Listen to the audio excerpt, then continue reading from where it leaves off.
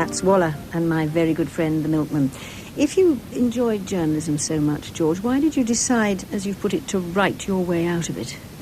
Because I was deputy editor of the Glasgow Herald, and I was in my mid-40s, and the idea of being deputy editor for the next 20 years didn't appeal to me. You didn't want to be editor? I had been acting editor and gone about behaving like Hitler, I suspect, you know, because I thought that editors were very important people. I hadn't realised that newspapers were changing and management was beginning to take over. Anyway, after 3 months, they decided that I should be deputy editor again. So you thought you better get out of it because it wasn't going to go like you wanted it. No. You didn't give up the job because you couldn't afford to. Long nights of cold tea, cigarettes and writing, and up came FLASHMAN. Did he get snapped up quickly by publishing? By no means. I wrote it, not terribly. I said to my wife apparently, I'm going to write us out of this.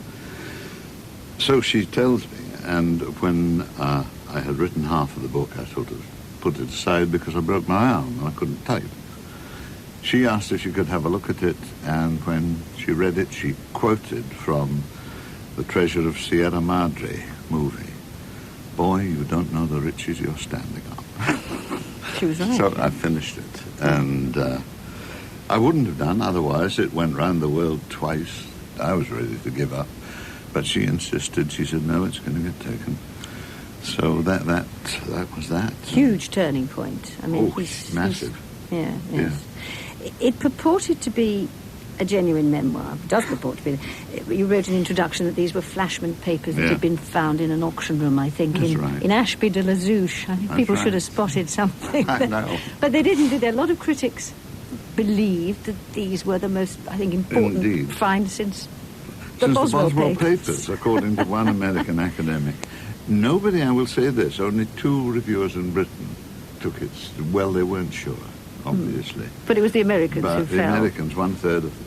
And the New York Times very wickedly rounded up all the reviews. And this guy who had said this is the most important discovery since the Boswell papers and various others like that. And the New York Times blew the gaff on them, you know. Were you amused or appalled? Both. I mean, you can't help being amused. I mean, you shouldn't be. And I do sympathise because there are things that I have read purporting to be historical. I'm not sure whether they are or not. I just don't know. But there are a lot of American universities who are not going to give me an honorary degree, let's face it.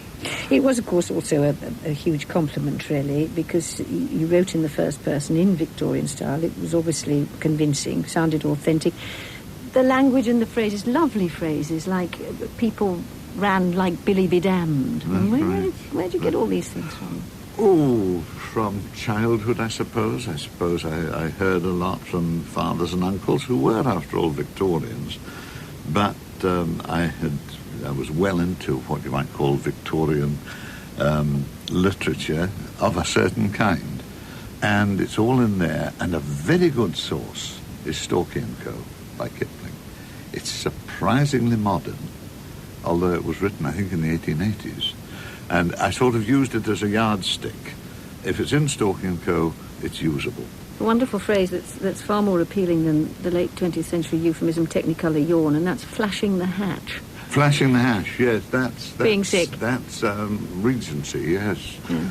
The actually Regency slang is remarkably good that way. Flashing the hatch, as you say. It's a great phrase. But there's another in all of this, George, obvious contradiction. That is that this man who is, as we've said now, such a child of the empire, so proud of it, should choose such a disreputable hero. I mean, a man who stands for everything that you naturally would despise. He was there. You know, I mean, that's the only thing, and it seemed a very good way of doing it. But you're not embarrassed that you've made your fortune out of a chap who just... not in the least. Hasn't got a stiff upper lip for one moment. No. Coward. But everybody thinks he has. I mean... So that's all right, then, isn't it? He's one living con trick, in a way. As I said, I don't approve of him. I don't like him. You must have a soft spot for him in there somewhere. Yes, I do have a sort of soft spot, but it's a perverse soft spot. Talking about Captain Blood earlier, I wanted Basil Rathbone to kill Ethelfled. You know, I've always been on the side of the villain. Record number 5. This was from childhood. I was a great Laurel and Hardy fan, and still am. They made a movie which I think was their best, called Fra Diavolo. It was based on an opera by a French composer called Auber, and I went to it for Laurel and Hardy, and I came away enchanted with the music. Part of the overture from Auber's Fra Diavolo, performed by the Monte Carlo Philharmonic Orchestra, conducted by Mark Sustro. The other important string to your writing bow, George, is, of course, writing films, screenplays. Started with The Three Musketeers, I think, went on to The Four Musketeers. How did that come about? Dick Lester had been going to direct FLASHMAN.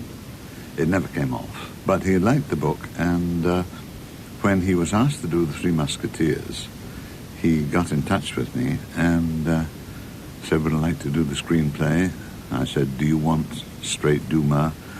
He said, I want it written by the man who wrote FLASHMAN. Oliver Reed was one, of course, wasn't he? And didn't he become FLASHMAN? Wasn't there a FLASHMAN film up? No, he didn't, although he would have been a very good FLASHMAN. He was one of the Musketeers, Athos, and then when Royal Flash, the second FLASHMAN book, was made, he was Bismarck. He was very pleased at being Bismarck. He enjoyed being Bismarck, Why? I remember.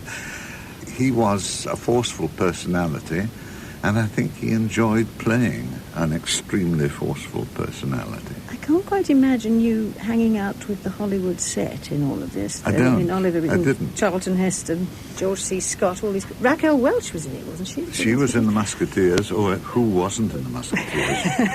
Faye Dunaway, Frank Finlay, Richard Chamberlain, Michael York, Spike Milligan. But so you didn't go and hang out with them? No.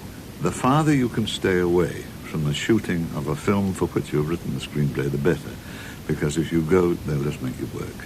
What about Octopussy? Because, of course, we haven't mentioned this yet, but you wrote the Bond film. I think it was Roger Moore's last, wasn't it? Second last. Am I right in thinking you wanted to set Octopussy in the Isle of Man? I did at one time, because it occurred to me, we have the TT race, the great motorcycle thing, on the Isle of Man, and I wanted to see Bond in the sidecar race with a beautiful blonde as his passenger, and similarly the villain with a villainess. And it's the nearest thing to the Roman circus that still exists, the Isle of Man TT. It is madness. I mean, to do, 37 miles in about 17 minutes over mountain, through town, all over the place, touching 190 miles an hour. Forget it, you know. But it wasn't glamorous enough for Cubby Broccoli, huh? No, wasn't that. They would have to shoot at the TT. Now, had this been taking place around about April or May, it would be possible. They could just have taken their cameras to the island for the TT. But this was November, and they couldn't wait. Record number 6, what's that? Record number, yes. Now, this is film music. It's, for my money, the best film music I've ever heard. And it's Erich Korngold again, the great Hungarian, who wrote Captain Blood. And he was asked to do Robin Hood, and he pleaded with Warner Brothers. He said, please don't ask me. I know nothing about Robin Hood or anything like that. They insisted. He wrote it. He won the Academy Award for music. And as one eminent British conductor said, he made the leaves of Sherwood green.